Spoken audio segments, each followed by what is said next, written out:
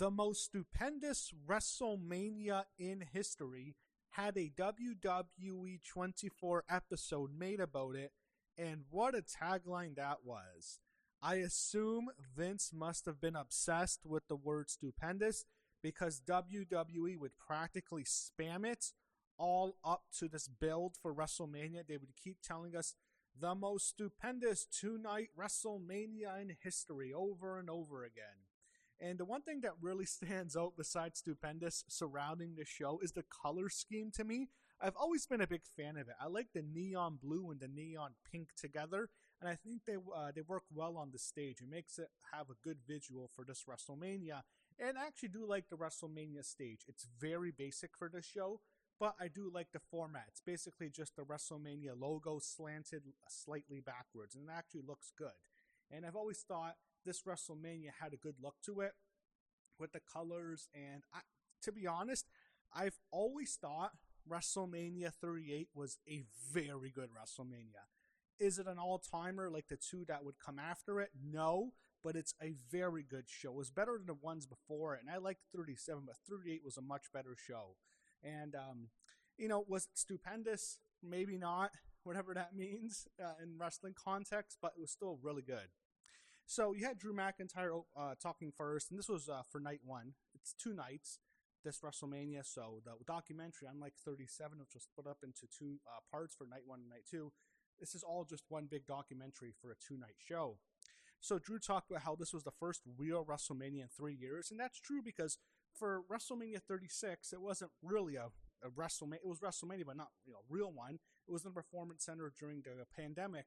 37 the next year had a crowd in Tampa at Raymond James Stadium, but it was much more restricted. It was about 20,000 people or so. So it was WrestleMania, but there were still the restrictions, and it was still in the pandemic. It wasn't really feel like a full WrestleMania like 38 was, which was like gave everyone the full WrestleMania experience.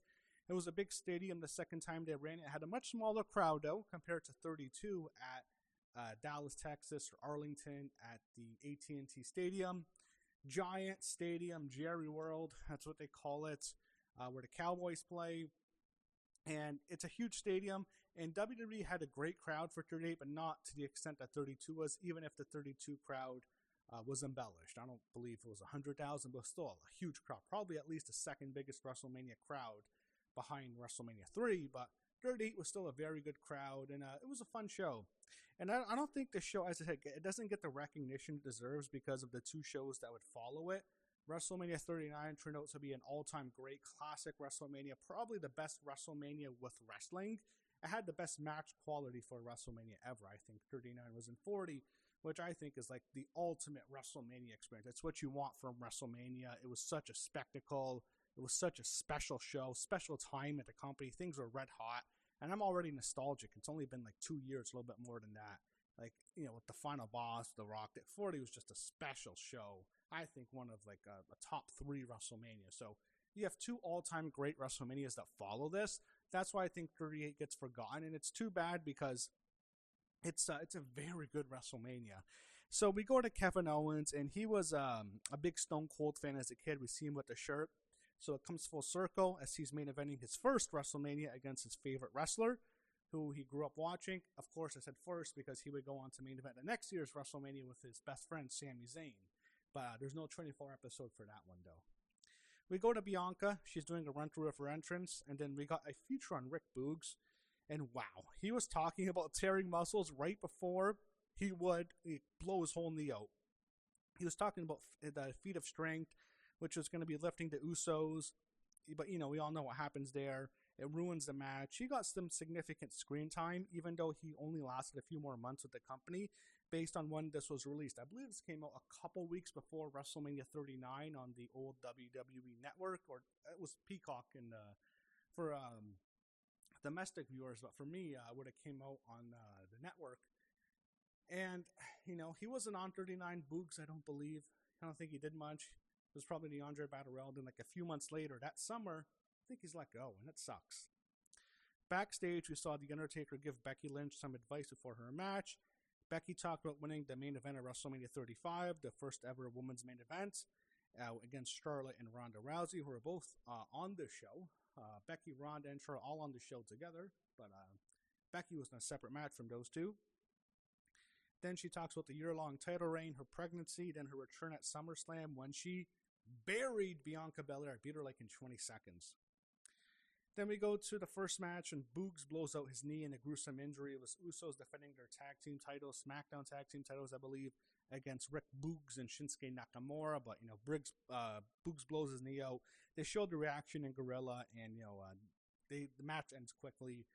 They showed Boogs being carried to the back, and, we actually hear him say, "I'm fucked," to the trainers. And it was a bad injury. I believe his wife was in the room with him.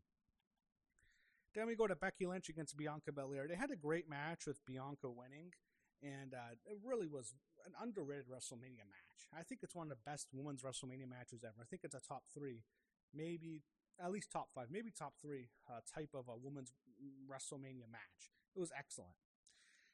And I said that on the 37 review. Bianca's first match with Sasha gets the most recognition because it was the second women's main event ever, the first time 2 black women main event WrestleMania, so that's why that match gets more attention. But the 38 match with Becky, I think, is the better match. I think that's a great match. I think it's Bianca's best match, probably.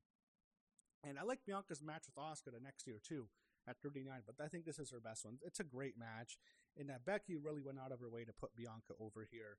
And then we go to Logan Paul, his tag team match. Then we have, they go through Ronda and Charlotte having a very disappointing match.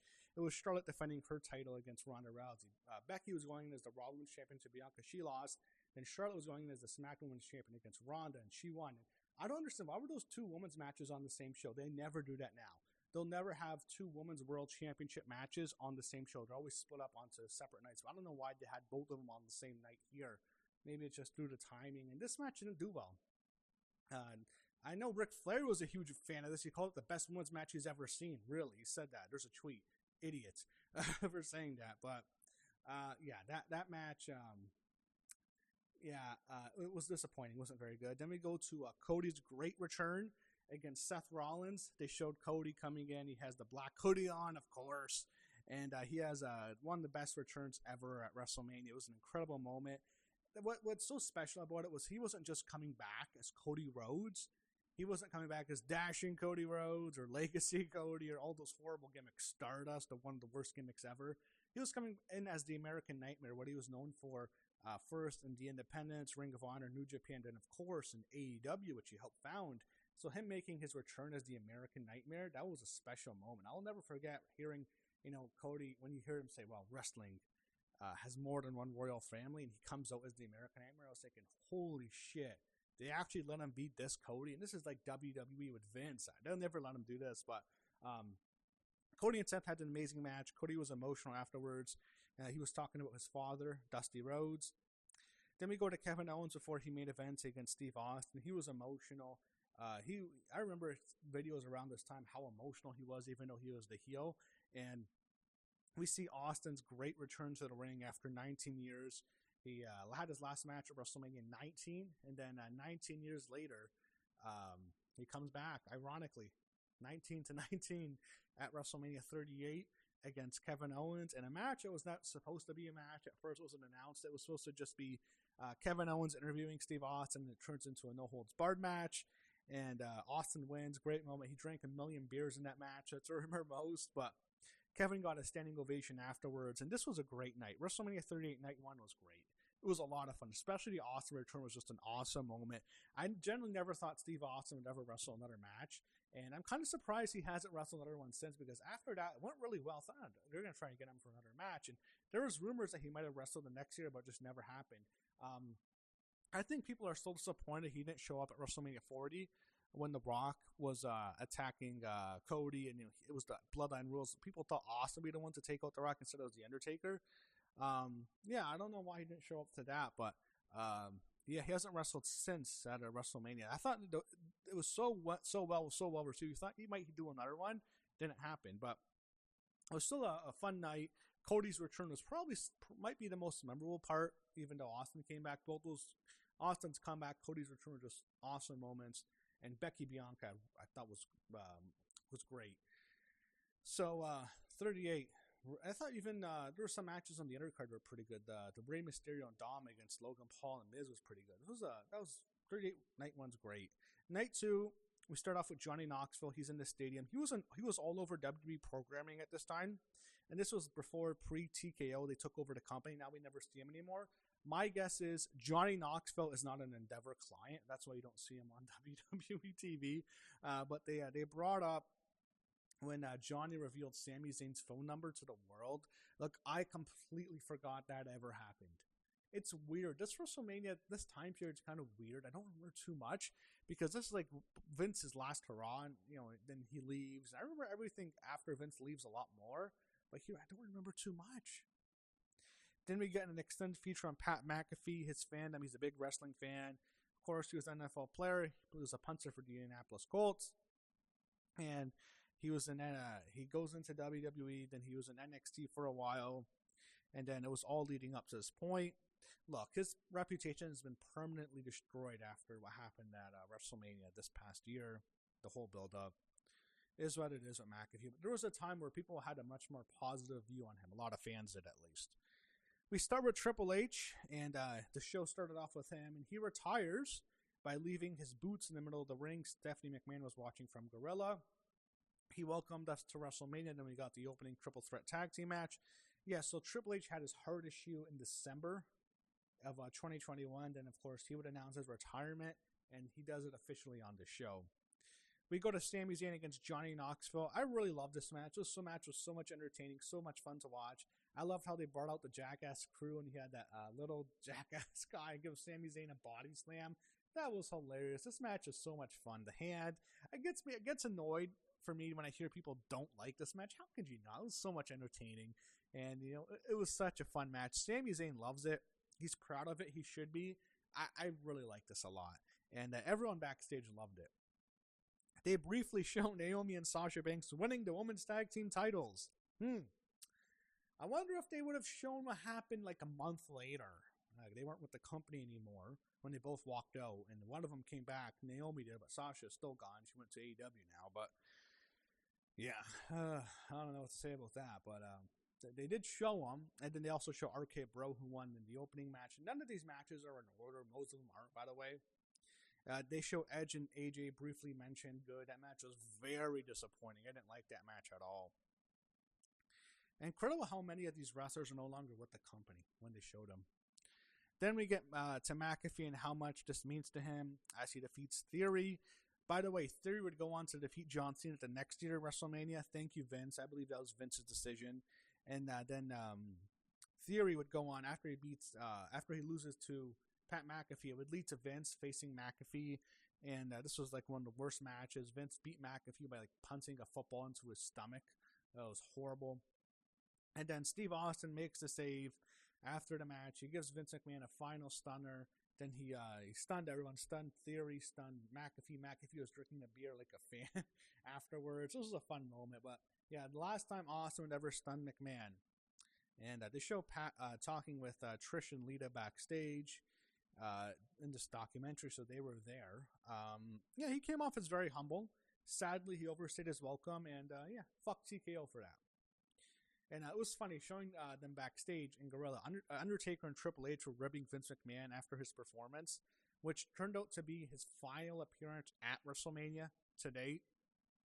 And no matter what, that's his final match ever, his match against Pat McAfee at WrestleMania 30. If he ever appears in the future, I don't know. But this was like last time we'd see Vince at WrestleMania. And by the way, this was his final WrestleMania that he ever booked.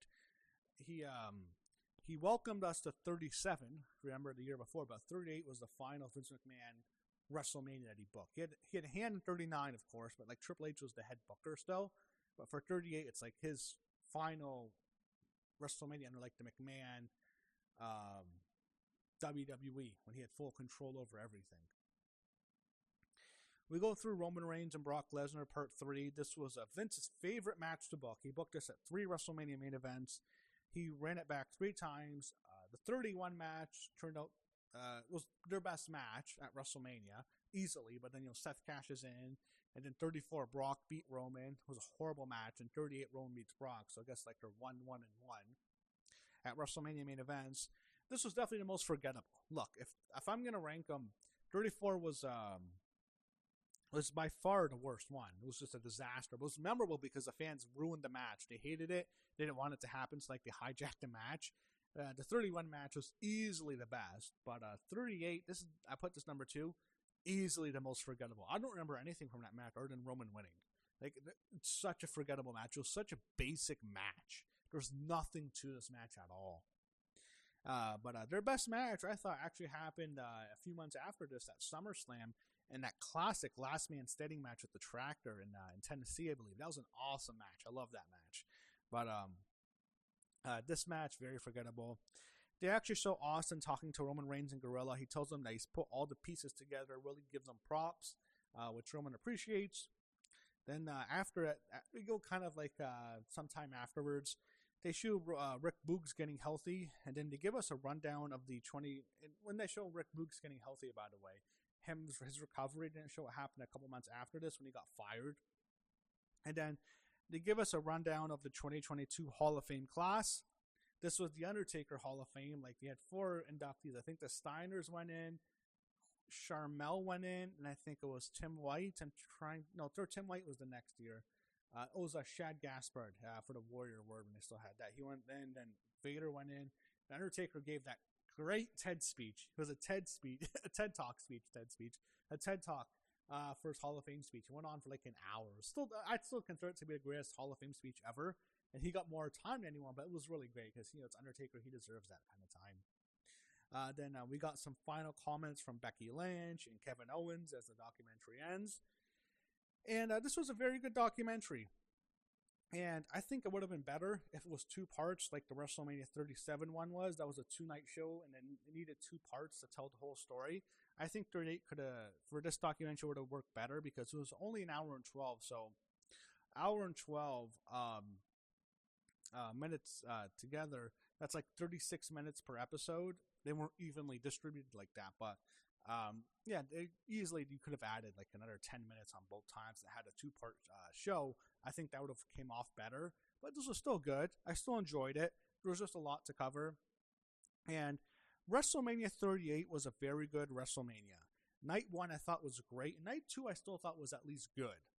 And was WrestleMania 38 better than WrestleMania 39 or WrestleMania 40? No, not even close. But WrestleMania 38 was still far better than WrestleMania 41 or WrestleMania 42 was. Overall, I have to end it like this. I'm sorry. I know it's corny. I just had to end it like this. Overall, this WWE 24 episode on WrestleMania 38 was stupendous.